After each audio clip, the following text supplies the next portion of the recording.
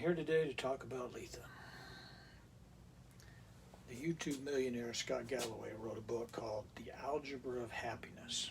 And in it he said the key is to find the right person to share your life with. Now, my mom is on husband number 3 and my sister's gone through 4. All of my friends, and I mean all of them, they're not with that first relationship, the one they thought was going to last forever. I mean, gay or straight. Finding the right person to live your life with seems to be a real hit or miss situation. I've had a disastrous first marriage myself, so it wasn't until I was in my late 20s that I first met Letha. She was coming back from following the Van Halen tour and had gotten her car stolen.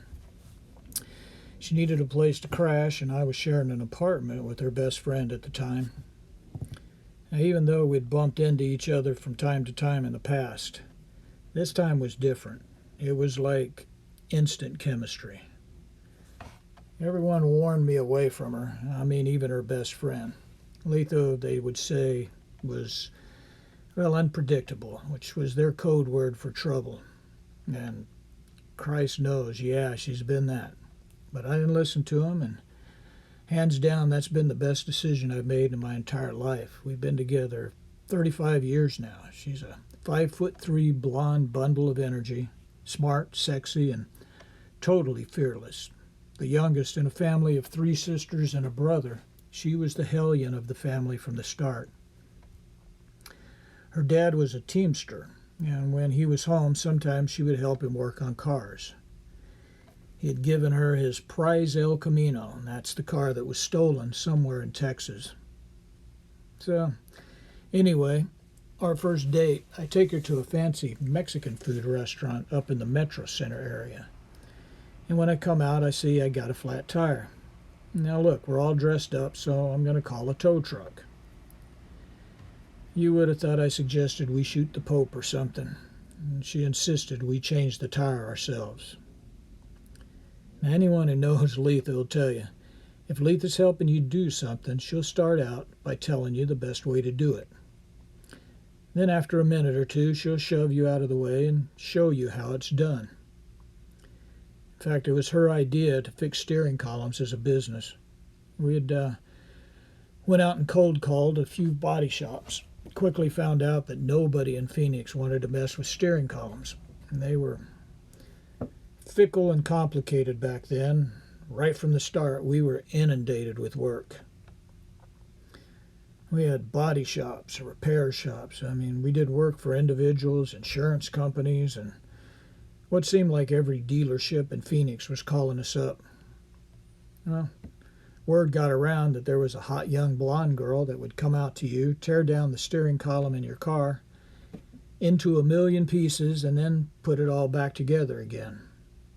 And do it in under an hour. The 2 automotive schools even came out to her and had her give classes to their students. Now, I've never met anyone who loved their work as much as Letha loved doing those steering columns. I mean, sometimes at night, I would catch her dead asleep with her arms and hands in the air, motioning as if she was working on a column. And she'd have a hard time saying no to people. Christmas, Thanksgiving, holidays, it didn't matter. She'd tell me, hey, people needed their cars. In fact, she was 9 months pregnant with Allie and still crawling under car dashes. Why? People needed their cars. Now, around 2008, we went into partnership with my sister. She had just acquired a trailer park after one of her contentious divorces. The place was a slumlord nightmare of indescribable neglect. I mean, we owned 37 extremely old and run-down mobile homes clustered around an old 1916 ranch house that was built entirely out of railroad ties. I mean, walls and all. Well, Letha didn't want to give up her steering column business, so we bounced back and forth between Flagstaff and Phoenix, a 150-mile commute. We'd work weekends in Flag, sometimes until 2 in the morning getting a trailer ready to rent, then drive back to Phoenix and do column work for 5 days. But the place kept falling apart faster than we keep it fixed, so Letha sacrificed her column business and we moved up to Flagstaff full time. I couldn't have asked for more from anyone. We spent 10 difficult years up there, but hey, more on that next time. I'm trying not to go on too long, so I figured I'd break up my post into smaller portions, but I want to end by saying, in my mind, there is no other woman who comes close to Letha. So anyway, till next time, I'm Doc, and this is my view from the cheap seats.